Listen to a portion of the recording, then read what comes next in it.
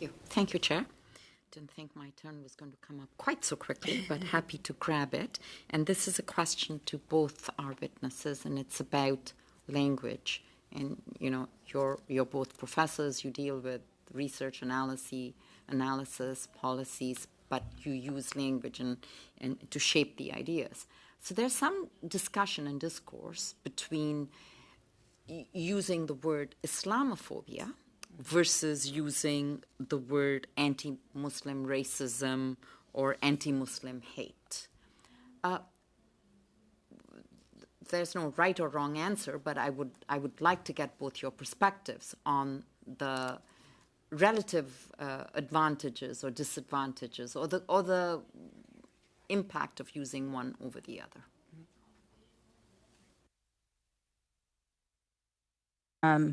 Sorry, thank you.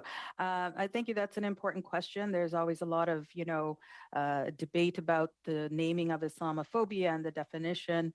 I talk about that both in my recent book and report, and I do use the term Islamophobia, which I see as a system of oppression that is manifest in individual, ideological, and systemic ways, to boil it down quite simply. And I see anti-Muslim racism as part of that overarching framework as the ways in which, discrimination is enacted upon Muslim bodies. But if you take Islam out of the equation in terms of its resonance within Islamophobic imaginaries and conspiracy theories and discourses, it's very, very central to that. So I don't think you can, have it without one without the other. And therefore, I think it's useful to talk about anti-Muslim racism as we talk about how the impacts affect and the discrimination against Muslims. But I believe that Islamophobia is a overarching framework that better helps us to understand the breadth of those individual, those ideological and systemic ways that Islamophobia,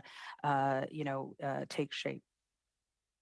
And sorry, with the issue of anti-Muslim hate, I think that that's a very problematic way of using the term, simply because hate reduces the phenomenon to something that occurs at an individual level. And we want to be aware of the systemic aspects. Individual level is part of it, but also there's a systemic, and also, as I've pointed out, in the way that anti-Muslim narratives are being purveyed, a very deep ideological underpinning to all of this that has its own long history and genealogy. And so talking just about anti-Muslim hate, and I know that that's a term that's being used in a lot of the European circles right now, I think is too limiting and doesn't allow us to interrogate the systemic aspects of Islamophobia. Professor Perry? Yeah, I agree with that last point in particular, wholeheartedly. I mean, it's something that I've talked about. We're saddled with this term hate crime, and it doesn't do justice to the phenomenon that we're talking about, which really is systemic. It's embedded in systemic histories and contemporary practices. It's embedded in the narratives that we use to define and often vilify particular communities. But it is a term, I'm afraid, that we're saddled with for the long term, I think. I struggle with phobia as a suffix. I have with homophobia and transphobia as well. And perhaps that's overthinking it a little bit, because, phobia refers to an irrational fear. And in a culture like ours, there is nothing irrational about hostility towards particular communities, because that is what we're socialized to think. We still are, very much living in a racist culture, in a homophobic, to use the term, culture that has very rigid, still, ideals of masculine and feminine. But does the broader community understand that phobia refers to irrational fears? So I think that as umbrella terms, as academics, as long as we acknowledge the limitations, I think as umbrella terms, they are powerful. And I think, for the reasons that Dr. Zine has discussed, Islamophobia in particular is, a concept that resonates, I think, very well in terms of capturing, again, phobia is not just about, as I've just described it, is not just about the individual fear or hostility or anxiety. It is a cultural phenomenon that's sort of embedded in the national psyche at a very political as well as personal level. Do I have time for?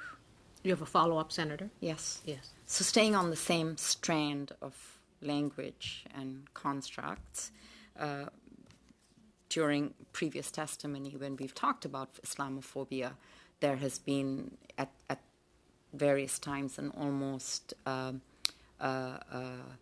there's been a follow-up conversation about diversity. And I've worked in this field, as many know, and I wonder if you would give us your views on, is diversity a soft peddling of the real problem, which is systemic racism, as you have described it?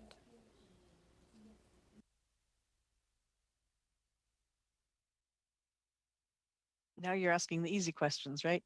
Yeah. I mean, I think there is a recognition of that. It's sort of like, we moved away from that notion of tolerance because that doesn't connote any sort of, respect or inclusion. And so now what you see in many contexts is sort of the EDI, equity, diversity, and inclusion. And perhaps the inclusion is drawing us a little more closely to what it is that we want to, what we strive to, sort of what the outcome is. But I think diversity it's kind of like this term that they're using, in the terrorism or extremism space, ideologically motivated violent extremism. I think it really does. It's a euphemism in some respects. It really occludes the foundations. It really does, I think, mask the real, again, histories of exclusion and marginalization and oppression as well. So I think we need to turn it on its head and not talk about it, not use those positive terms, but to describe what we're talking about for what it is, as you say, right? Whether we're talking about anti-queer hostility or anti-Muslim hostility, but to name it, even with hate crime, I often say, I'd much rather hear us talking about racialized violence or anti-gay violence than just this term hate crime, which again, I think smooths the rough edges and in many respects homogenizes a class of violence, a class of attack that is experienced in very different ways for different communities. Thank you. Thank you. It's just to add to that, the issue of EDI, or equity, diversity, and inclusion, is one that I'm very critical of for similar reasons. It's Dr. Perry, and I do a lot of consulting work, but I do it not as an EDI consultant, but through the lens of anti-oppression, which allows a view of the interlocking forms of oppression that exist, that looks at the intersectionality of that. The EDI has become sort of a new buzzword. And, I think that it is a very watered down approach. Equity and diversity does not promise inclusion.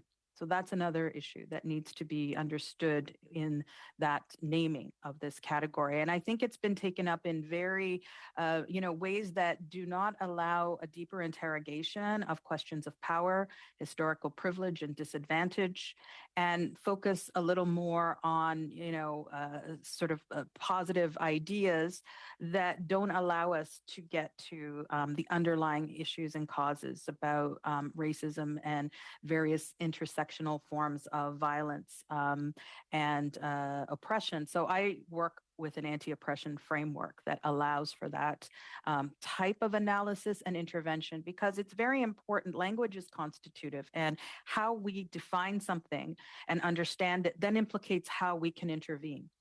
So many years ago, when I was working with the UNESCO project, they wanted to talk not about Islamophobia, but they wanted to talk about, intolerance, to Islam, or intolerance to Muslims.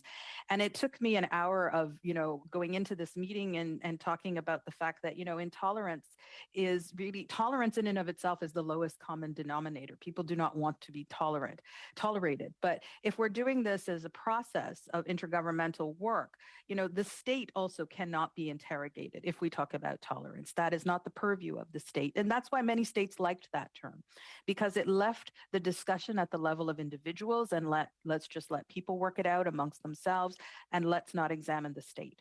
So I find that a lot of the kind of language that's being used plays that same role of obscuring the deep sort of cleavages of structural, systemic, and historical disadvantage that need to be fully understood and named, and not sugar-coated with this sort of EDI language.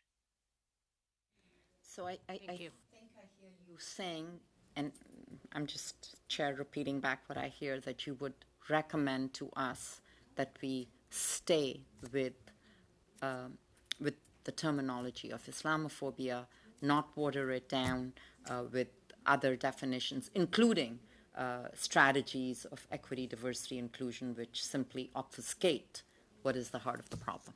So I'm just rephrasing what you said far more elegantly than I did. Thank you.